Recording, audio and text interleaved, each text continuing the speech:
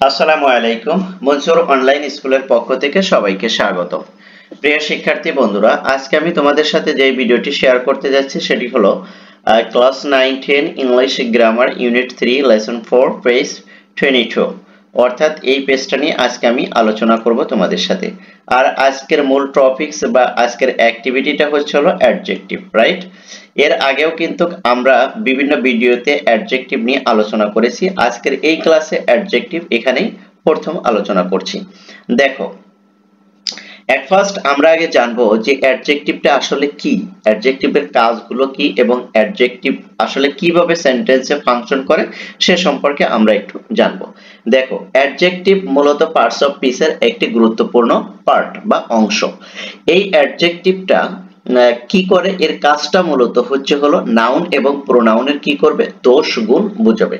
এটা তোমরা আগেই জানো, তারপরে আমি তোমাদেরকে বলে দিচ্ছি যাতে করে তোমাদের একটু কি থাকে, মনে থাকে। অ্যাডজেক্টিভটার তাহলে কাজ কি, নাউন এবং প্রোনাউনের কি করবে, সে দোষ গুণ বুঝাবে।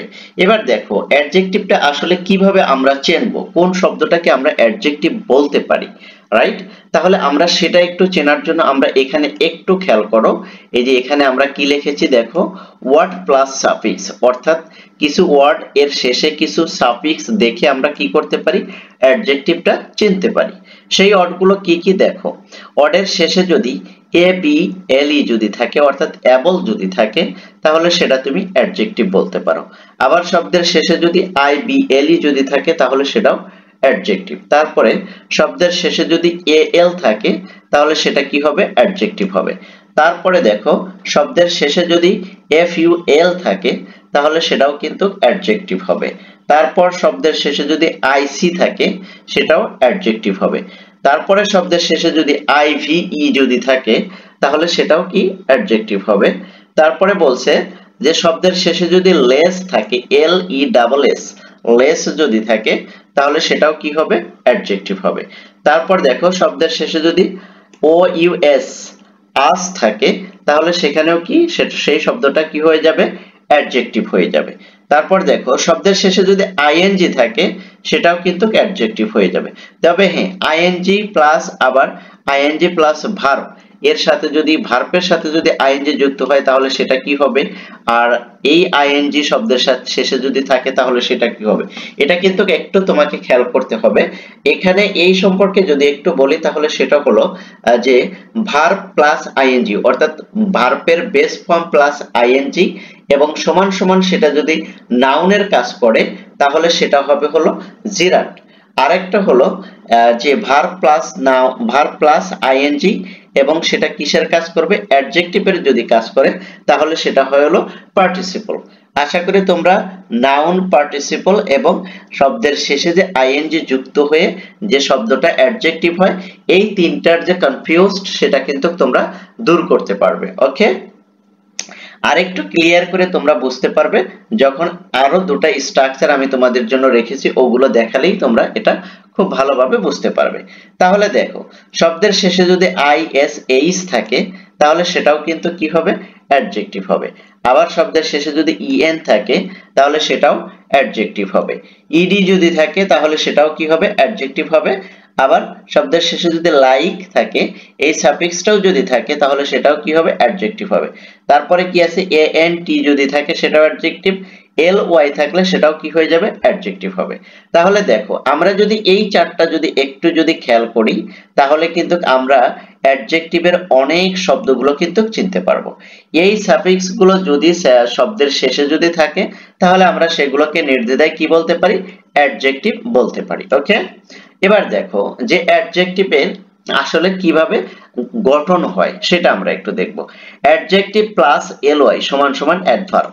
অ্যাডজেক্টিভ প্লাস এলওয়াই যদি যুক্ত হয়, অ্যাডজেক্টিভ প্লাস এবং এর সাথে যদি এলওয়াই যুক্ত হয়, তাহলে সেটা কি হবে, অ্যাডভার্ব হবে।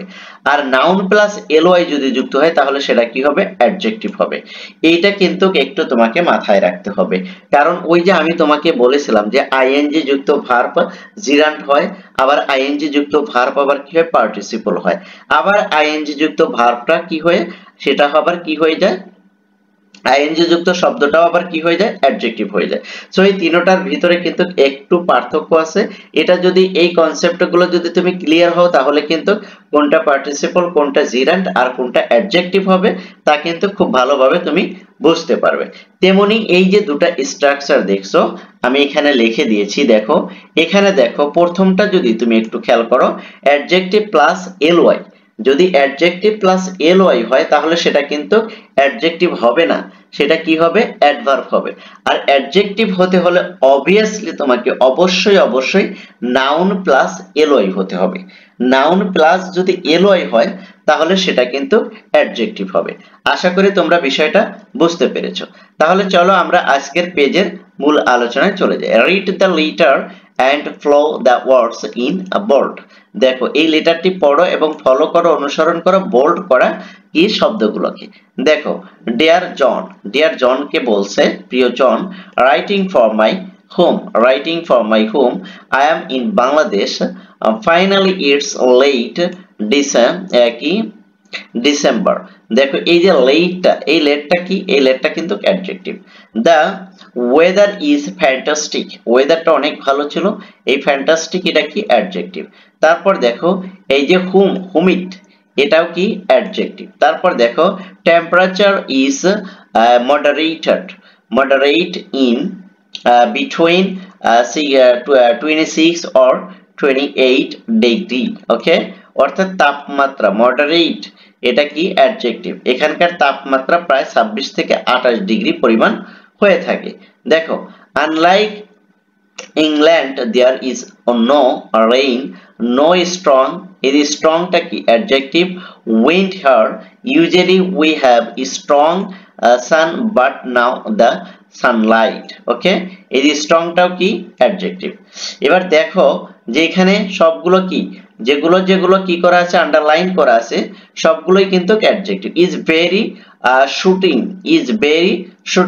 শুটিং দেখো ইনফ্যাক্ট এই যে শুটিং এটাও কিন্তু কি হবে অ্যাডজেক্টিভ হবে তারপর দেখো কোল্ডেস্ট এটাও কি অ্যাডজেক্টিভ হবে মোস্ট ইন্টারেস্টিং এই যে দেখো ইন্টারেস্ট থেকে ইন্টারেস্টিং এই যে আইএনজি যুক্ত করছে না আইএনজি যুক্ত করার কারণে এটা কি হয়েছে অ্যাডজেক্টিভ হয়েছে রাইট তারপরে দেখো ডেলিসিয়াসটা অ্যাডজেক্টিভের কাজ করছে তারপরে হ্যান্ডমেড এটাও অ্যাডজেক্টিভের কাজ করছে তারপরে দেখো এই যে ম্যানি ফরেনার্স এটাও অ্যাডজেক্টিভের কাজ করছে তারপর দেখো এখানে বাংলাদেশে উইন্টার অ্যাজ ইট ইজ কি মিল্ডার এই যে মিল্ডার এটা কি অ্যাডজেক্টিভের কাজ করছে উইন্টার ম্যানি এটাও অ্যাডজেক্টিভের কাজ করছে তারপর দেখো তুমি জানো my father produce winter vegetable every year তারপরে I am very fond of bottle guards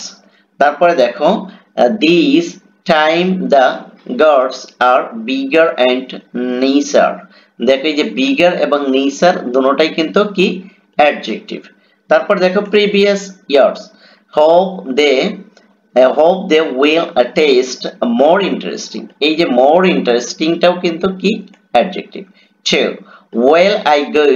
will I go to go now write to me soon ওকে দেখো এখানে যেগুলো আন্ডারলাইন কৃত শব্দগুলো রয়েছে সবগুলো কিন্তু অ্যাডজেক্টিভকে মিন করছে রাইট তোমরা যদি ভালো করে এটা যদি পড়ো তাহলে কিন্তু খুব সহজেই কিন্তু অ্যাডজেক্টিভের ধারণাটা পেয়ে যাবে আশা করি তোমরা বিষয়টা বুঝতে পেরেছো তাহলে আজকের এই ভিডিওতে আমরা যদি টপ অফ সামারি করি তাহলে আমরা কি বুঝতে পারবো যে অ্যাডজেক্টিভ মূলত নাউন এবং প্রোনাউনের দোষগুণ বোঝাবে আর শব্দের শেষে কিছু সাফিক্স আছে এই সাফিক্স গুলো যুক্ত হয়ে কি হবে অ্যাডজেক্টিভ হবে যেমন এইবল ইবল অল কি এল ful ic iv less hours ing is in int like and এবং ly এই শব্দগুলো শব্দের শেষে থাকলে তাহলে সেটা কি হবে অ্যাডজেক্টিভ হবে আর অ্যাডজেক্টিভের চেনার আরেকটা উপায় হলো যে অ্যাডজেক্টিভ প্লাস ly দেখলেই যে তুমি অ্যাডজেক্টিভ বলবে সেটা কিন্তু অ্যাডজেক্টিভ হবে না সেটা হবে অ্যাডভার্ব অ্যাডজেক্টিভ হতে হলে নাউন প্লাস ly যদি থাকে তাহলে তবেই সেটা কি হবে অ্যাডজেক্টিভ হবে আশা করি তোমরা বিষয়টা বুঝতে পেরেছো। যদি তোমরা বুঝতে পারো তাহলে অবশ্যই তোমরা কি করবে, এগুলো তোমাদের ফ্রেন্ড সার্কেলের ভিতরে শেয়ার করে দিবে, যাতে করে তারাও এ থেকে উপকৃত হয়।